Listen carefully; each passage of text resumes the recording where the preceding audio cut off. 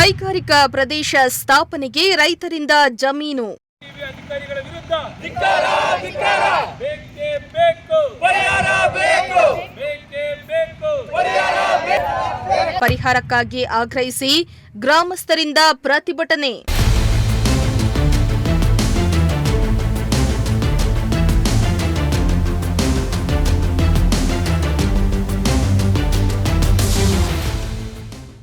ಮೊನ್ನೆ ತಾನೇ ಸಿಎಂ ಸಿದ್ದರಾಮಯ್ಯ ಅವರು ರೈತರ ಸತತ ಹೋರಾಟಕ್ಕೆ ದೇವನಹಳ್ಳಿಯಲ್ಲಿ ವಶಪಡಿಸಿಕೊಳ್ಳಲು ಮುಂದಾಗಿದ್ದ 1777 ಎಕರೆ ಭೂ ಸ್ವಾಧೀನ ಪ್ರಕ್ರಿಯೆಯನ್ನ ಕೈಬಿಟ್ಟಿದ್ರು. ಇದೀಗ ಕೋಲಾರದ ಬವನಹಳ್ಳಿ ಗ್ರಾಮದಲ್ಲಿ ಕೈಗಾರಿಕಾ ಪ್ರದೇಶಕ್ಕೆಂದು ರೈತರಿಂದ 772 ಎಕರೆ ಜಮೀನನ್ನ ಕೆಐಎಡಿಬಿ ವಶಪಡಿಸಿಕೊಂಡಿತ್ತು. ಆದರೆ ವಶಪಡಿಸಿಕೊಂಡ ಎಲ್ಲ ರೈತರಿಗೂ ಪರಿಹಾರ ಸಿಕ್ಕಿಲ್ಲ.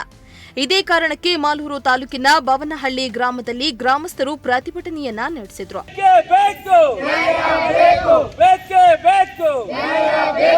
ಕೈಗಾರಿಕಾ ಪ್ರದೇಶ ಸ್ಥಾಪನೆಗಾಗಿ ರೈತರಿಂದ ಜಮೀನನ್ನ ಪಡೆದಿತ್ತು ಕೆಐಎಡಿಬಿ. ಆದರೆ ಸುಮಾರು 400 ರೈತರ ಪೈಕಿ 200ಕ್ಕೂ ಹೆಚ್ಚು ರೈತರಿಗೆ ಇನ್ನೂ ಪರಿಹಾರ ಸಿಕ್ಕಿಲ್ವಂತೆ. ಈ ಕಾರಣಕ್ಕೆ ರೈತರು ತಮ್ಮ ಗ್ರಾಮದಲ್ಲಿ ಪ್ರತಿಭಟನಾ ಮೆರವಣಿಗೆಯನ್ನ ನಡೆಸಿ ಅಧಿಕಾರಿಗಳ ವಿರುದ್ಧ ಧಿಕ್ಕಾರ ಕೂಗಿ ಆಕ್ರೋಶ ಹೊರಹಾಕಿದ್ರು.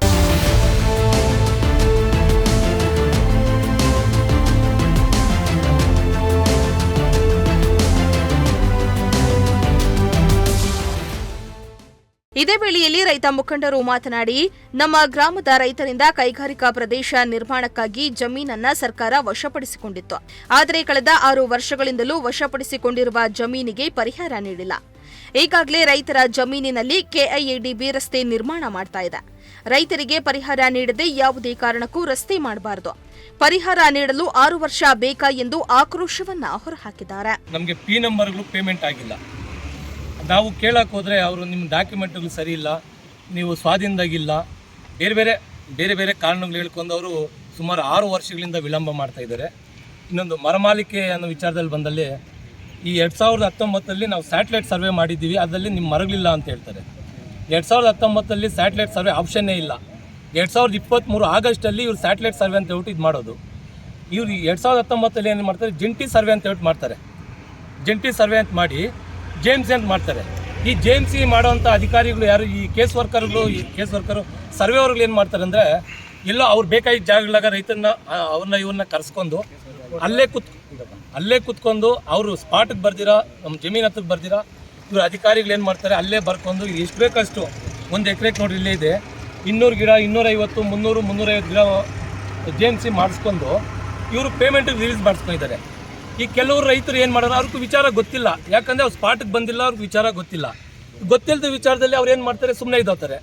ಅದಾದಮೇಲೆ ಇವ್ರೇನು ಮಾಡ್ತಾರೆ, ಇವರು ಮಾವಿನ ಗಿಡಕ್ಕೆ ಏನು ಮಾಡ್ತಾರೆ, ಮರಮಾಲಿಕೆಕ ನಮ್ಗೆ ಪೇಮೆಂಟ್ ಕೊಡ್ರಿ ಅಂತ ಹೋದಾಗ ನಿಮ್ಮದು ಜೇಮ್ಸಲ್ಲಿ ಆಗಿಲ್ಲ ಅಂತ ಹೇಳ್ತಾರೆ. ಸರಿ ಅಂತ ಹೇಳ್ಬಿಟ್ಟು ಯಾಕಾಗಿಲ್ಲ ಏನು ಅಂತ ಕೇಳಿದಾಗ ಈ ಥರ ನಿಮ್ಮದು ಸ್ಯಾಟಲೈಟ್ ಸರ್ವೆನಲ್ಲಿಲ್ಲ, ಅದರಲ್ಲಿಲ್ಲ, ಇದರಲ್ಲಿಲ್ಲ ಅಂತ ಹೇಳ್ಬಿಟ್ಟು ಸುಮ್ಮನೆ ಕಥೆಗಳು ಹೇಳ್ಕೊಂಡೇ ಬಂದ್ಬಿಟ್ರು ಇವತ್ತು ಗಂಟನು. ಅದಾದಮೇಲೆ ನಾವು ಬೋರ್ಡ್ ಮೀಟಿಂಗಲ್ಲಿ ಇರ್ತೀವಿ, ಬೋರ್ಡ್ ಮೀಟಿಂಗಲ್ಲಿ ಇಟ್ಮೇಲೆ ನಾವು ಮಾಡಿಕೊಡ್ತೀವಿ ಅಂತ ಹೇಳ್ತಾರೆ. ಬೋರ್ಡ್ ಮೀಟಿಂಗಲ್ಲಿ ಇವ್ರು ಹೇಳ್ತಾರೆ 111 ಗಿಡ ಅಷ್ಟೇ ಅಂತ ಹೇಳ್ತಾರೆ. ಈ 70% ರೈತರಿಗೆ 250, 300, 350 ಗಿಡ ಮಾಡ್ತಾರೆ. ಈಗ ಪ್ರೆಸೆಂಟು ಏನು 20%, 30% ಉಳಿದಿದ್ದ ಗಿಡ ಇದಕ್ಕೆ 111 ಗಿಡ ಅಂತ ಹೇಳ್ತು ಮಾಡ್ತಾರೆ. ಮೊದಲು DC ಸಾಹೇಬರು ಬಂದಿದ್ದಾಗ ಅವ್ರೇನು ಹೇಳ್ತಾರೆ, ನಾವು ಕೇಳ್ತೀವಿ ಸ್ವಾಮಿ ನಮ್ಗೆ 1:3, 1:4 ಮಾಡಿ ಅಂತೇಳಿ ನಾವು ಪರಿಹಾರ ಕೇಳಿದಾಗ ಅವ್ರೇನು ಹೇಳ್ತಾರೆ ಅಂದರೆ, ಅವ್ರ ಸಮ್ಮುಖದಲ್ಲಿ ನೋಡಿ ನಿಮ್ಗೆ 1,15,00,000 ಪ್ಲಸ್ಸು ಮರದು 250 ಮರದು ಎಲ್ಲ ಸೇರಿ 1:3 ಆಗ್ತದೆ ಅಂತ ಹೇಳ್ತಾರೆ.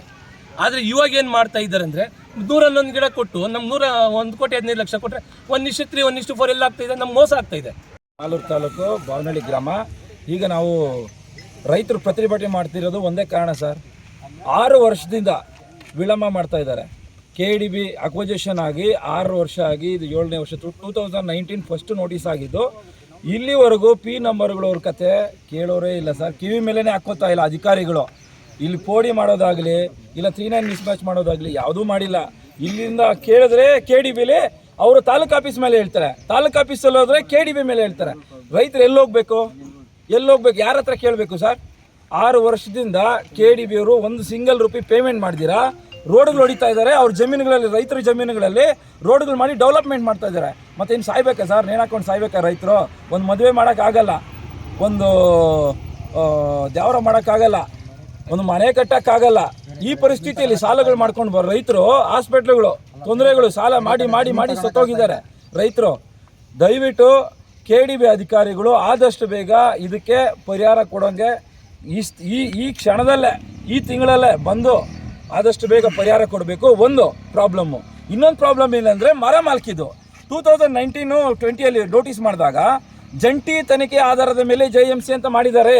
ಈಗ ಬಂದುಬಿಟ್ಟು 2025 ಸ್ಯಾಟಲೈಟ್ ಅಂತ ಮಾಡಿದ್ದಾರೆ. ನಮಗೆ ಅದಕ್ಕೆ ಸಂಬಂಧ ಇಲ್ಲ ಸರ್. 2023 ಮೇಲೆ ಎಲ್ಲಿ ನೋಟಿಫಿಕೇಶನ್ ಹೊಸದಾಗಿ ಆಗ್ತದೋ ಅವ್ರಿಗೆ ಮಾತ್ರ ಅದು ಅನ್ವಯಿಸ್ತದೆ. ಸ್ಯಾಟಲೈಟು JMC ಬಂದ್ಬಿಟ್ಟು ನಮಗೆ ಅನ್ವಯಿಸಲ್ಲ, ಬಾವನಹಳ್ಳಿಗೆ ಅನ್ವಯಿಸಲ್ಲ. ಸೊ 250ರಿಂದ 240 ಗಿಡ 260 ಗಿಡ ಇಲ್ಲಿವರೆಗೂ ಪೇಮೆಂಟ್ಗಳಾಗಿದ್ದಾವೆ. ಮುಂಚೆ 70 ಭಾಗದಷ್ಟು ರೈತರಿಗೆ 250 ಗಿಡ ತಗೊಂಡಿದ್ದಾರೆ. ಇನ್ನು 30 ಭಾಗದಷ್ಟು ರೈತರೇ ಉಳಿದಿರೋದು. ಅವ್ರಿಗೆ 110 ಗಿಡ ತಗೊಳ್ಳಿ, ಅದ್ರ ಮೇಲೆ ನಾವು ಕೊಡಲ್ಲ ಅಂತ ಕೇಳ್ತಾರೆ. ಇವ್ರು ಯಾರು ಸರ್ ಹೇಳಕ್ಕೆ? ನಮಗೆ ನೋಟಿಸ್ ಇಶ್ಯೂ ಮಾಡಿದ್ರೆ ಮೊದಲೇ 2019 ಇಲ್ಲ.